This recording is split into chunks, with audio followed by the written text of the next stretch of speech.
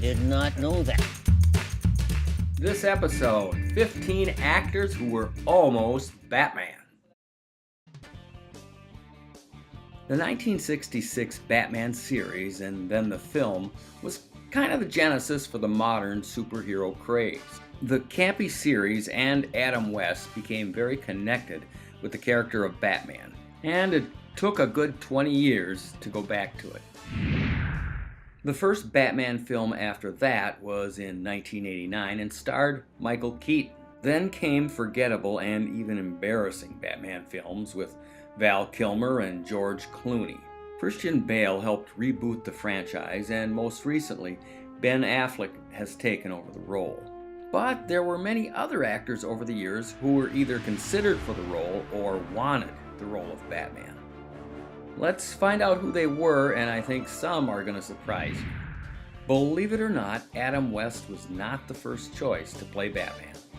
An actor named Ty Hardin was chosen first by producers to play the lead in the 1966 Batman series. Hardin is best known for being in a TV western called Bronco. But Hardin had to turn down the role of Batman because he was filming a spaghetti western in Italy at that time. Another contender for the role was former NFL player turned actor Mike Henry. Henry had played Tarzan in a few movies and was an early consideration for a dramatic take on Batman. But after the concept of the show changed to an action comedy, Mike Henry was dropped. Now here's the fun part. Does the man Mike Henry is hiking the ball to look familiar? That's right, that's good old Burt Reynolds. Burt Reynolds mentioned in his book that he was considering playing Batman, but eventually backed off the part in the 1960s TV series. Let's hope Dom DeLuise was not going to be playing Robin. It finally came down to West and Lyle Waggoner, whom many remember from The Carol Burnett Show and Wonder Woman. Here's a clip of Waggoner's audition video. Of course, West got the job. I think it was the right choice, don't you? Let's jump to 1983.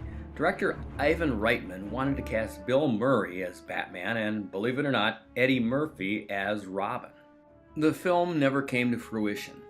Murray's name would later come up again for Tim Burton's Batman in 1989, which eventually went to Michael Keaton. The choice of Keaton was heavily criticized at the time, but most critics later hailed his performance. Murray reflected on this back in 2008 and said, "I would have been a fine Batman. You know, there have been a number of Batmen. I like them. I thought they did a great job. It's a great role." Much like Adam West, Keaton wasn't the first choice for the 1989 Batman. Mel Gibson was actually the first pick to play him. But Gibson was unable to accept the role because he was tied up doing a sequel to Lethal Weapon. Pierce Brosnan was approached about the role, but the actor declined, saying, "Any guy who wears his underpants outside his trousers cannot be taken seriously." Tom Selleck, Harrison Ford, and Kevin Costner were also reportedly considered for the first Batman film. After Keaton chose not to make any more Batman films, the hunt was on for a new Batman, for Batman Forever. Tom Hanks was offered the role, and he turned it down. Others that were considered were Kurt Russell, Johnny Depp, and Alec Baldwin, before Burton settled on Val Kilmer. In 1986, DC came out with a 4-issue comic book called The Dark Knight Returns. In this series, an older Batman comes out of retirement to fight crime once again. After the disastrous Batman and Robin film in 1997, director Joel Schumacher tried to save the franchise by going in a completely different direction. He proposed that Clint Eastwood, then 67, star in The Dark Knight Returns as the older Batman. One of the reasons it was never made was they felt that that type of film could mean the end of the Batman franchise. So what do you think? Would that have ended the series? There are rumors now that Ben Affleck might be done as Batman, and that Jake Gyllenhaal might take over. There are also some proposing that Michael Keaton return as Batman and star in the earlier proposed idea of an older Batman in The Dark Knight Returns. Let's hear your thoughts below.